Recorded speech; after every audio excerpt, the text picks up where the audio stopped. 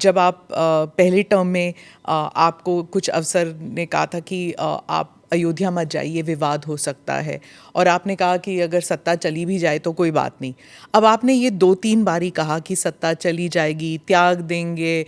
जब ऐसी बातें होती है तो फिर अटकलें लगाई जाती है कि शायद योगी जी दिल्ली की तरफ देख रहे हैं या फिर दिल्ली से न्योता आया है।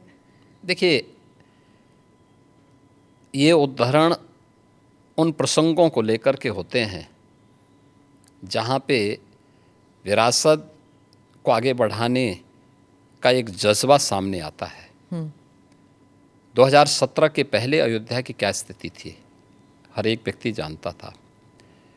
एक जद्दोजहद के साथ जब हम लोग उस समय अयोध्या की यात्रा करते थे तो बहुत सारे बैरियर हुआ करते थे, बुनियादी सुविधाओं का अभाव था, और अयोध्या अपनी पहचान के लिए मोहताज थी। 2017 में भारतीय जनता पार्टी की डबल इंजन की सरकार उत्तर प्रदेश में बनी, और उत्तर प्रदेश में सरकार बनने के बाद उन चुनौतियों से भी हमें का भी सामना करना था। जो आज़ादी के बाद से लगातार जिन भावनाओं को दबाया गया था वहाँ पे,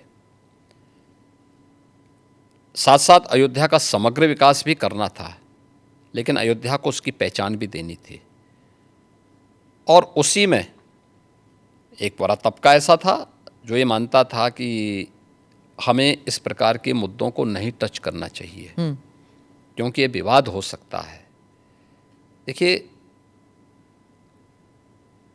आप सत्ता में रहेंगे तो आपके लिए अनुकूल वातावरण भी होगा, प्रतिकूल भी होगा। अनुकूल और प्रतिकूल के बीच में समन्वय बना करके जब हम आगे बढ़ते हैं तो ही कुछ परिणाम दे पाएंगे। और अयोध्या के साथ भी यही हुआ। हमने कहा भी ठीक है, विरोध होता है तो होने दीजिए, देखेंगे। अयोध्या जाएंगे, कोई एक कार्यक्रम का शुभारंभ करेंगे जो अयोध्या की पहचान बन सके।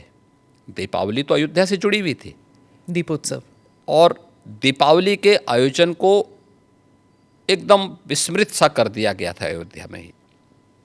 तो हमने दीपोत्सव के आयोजन के साथ फिर उसकी पहचान को वहाँ दिलाई।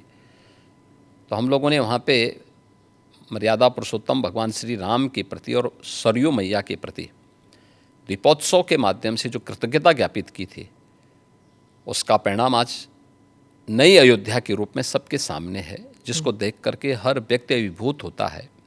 तो प्रधानमंत्री जी का जो विजन विरासत के प्रति है, उसका मूर्तमान स्वरूप आज अयोध्या में भी देखने को मिलता है। आज आप देख रहे होंगे, जिस अयोध्या में साल भर में कुछ लाख लोग आते थे, आज करोड़ों लोग वहाँ पहुँच रहे हैं। व्यवसाय वहाँ फल फूल रहा है, लोगों को अनेक अवसर प्राप्त हो रहे हैं।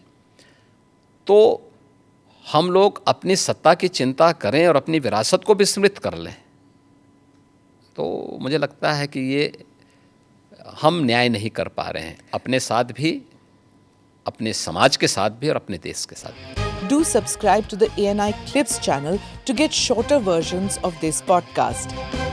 Click here to watch the full episode.